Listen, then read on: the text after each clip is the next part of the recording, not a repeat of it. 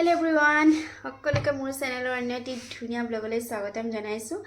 আৰু আজি এতিয়া সন্ধিয়াৰ পৰা ব্লগটো ষ্টাৰ্ট কৰিছো আৰু মোৰ হাতত আছে আলু একচুয়ালি খুব ধুনীয়া এটা ৰেচিপি বনাব লৈছো আজি কাইলে যেহেতু স্কুল বন্ধ আছে মেডাম মেফিৰ কাৰণে সেইকাৰণে ভাবিছো অকনমান স্পাইসি কিবা অলপ বনাও আৰু লগতে মুভি চাও সেইকাৰণে বনাব লৈছো ফ্ৰেঞ্চ ফ্ৰাই আৰু লগতে আলু চপ এতিকে দেখাই থাকিম সকলোখিনি শেয়াৰ কৰি থাকিম ভিডিওটো শেষলৈকে চাব প্ৰথমতে আলুখিনি ইয়া টুকুৰা টুকুৰকে কাটি লওঁ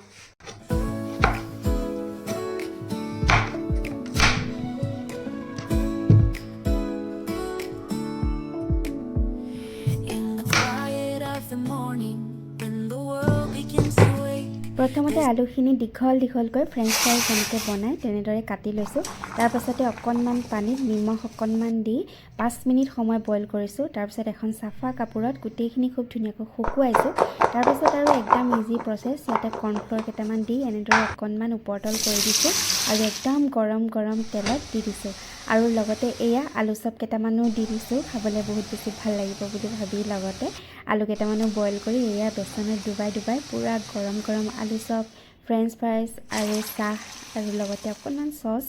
লৈ খালে বহুত বেছি ভাল লাগে বিশেষকৈ এনেকুৱা ঠাণ্ডা দিনত গতিকে আজি মই এয়া সন্ধিয়াটো এনেদৰে বনাইছোঁ আৰু সৰু ল'ৰা ছোৱালী যদি থাকে বাপৰে এনেকুৱা ধৰণৰ মানে খাদ্যবিলাক সিহঁতৰ ইমান বেছি ভাল পায় খাই সেইকাৰণে মই ছোৱালীক যেতিয়া মই সময় পাওঁ বনাই দিওঁ আৰু এয়া চাওকচোন দেখিয়ে খাওঁ খাওঁ লাগিছে নাই লোভ লাগি গৈছে ন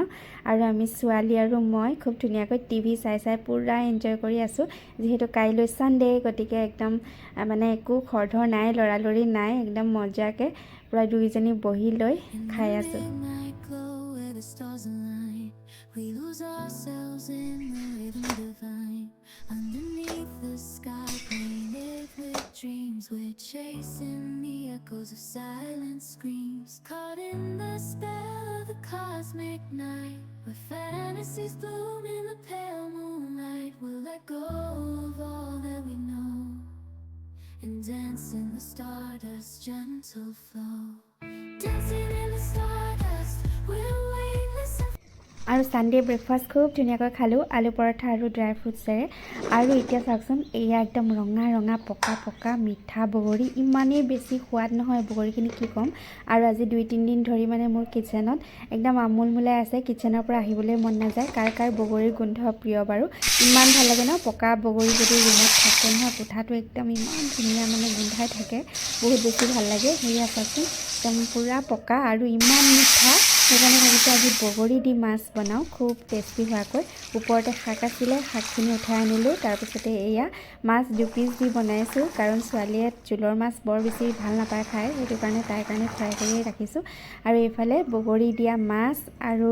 লগতে এইখিনি দেখিছা নেকি মাছৰ কণী আজিকালি মাছৰ যিহেতু কণী হৈছে সেইটো কাৰণে এয়া মাছৰ কণীখিনি ভাজিম খুব ধুনীয়াকৈ পিঁয়াজ অলপ সৰহকৈ দি জলকীয়া দি বেচন অকণমান দি নৰসিংহ পাত কেইটামান লগতে দি একদম মজা লাগে খাই বহুত বেছি ভাল লাগে কাৰণ এনেদৰে মানে জোলকণ হ'লে আৰু এনেদৰে যি যোগাৰ হ'লে দুপৰীয়া ভাত সাজ খোৱাৰ মানে আমেজেই বেলেগ হৈ যায় আৰু যদি বন্ধ থাকে একো খৰধৰ নাই একদম মজাকে সোৱাদ লৈ লৈ খাই থাকা আৰু এইফালে মই এটা খুব ধুনীয়াকৈ এইখিনি মানে সানি লৈছোঁ হাতেদি সানিছোঁ নহ'লে চামুচেদি সানিলে মানে মাছৰ কণীবিলাক ভালকৈ মানে মিলি নাযায় আৰু ভালকৈ মিলি নগ'লে মানে ভাল নালাগে মোৰ সেইটো কাৰণে মই হাতেদি পুৰা সানি লৈ এটা এটাকৈ দি দিছোঁ পেনখনত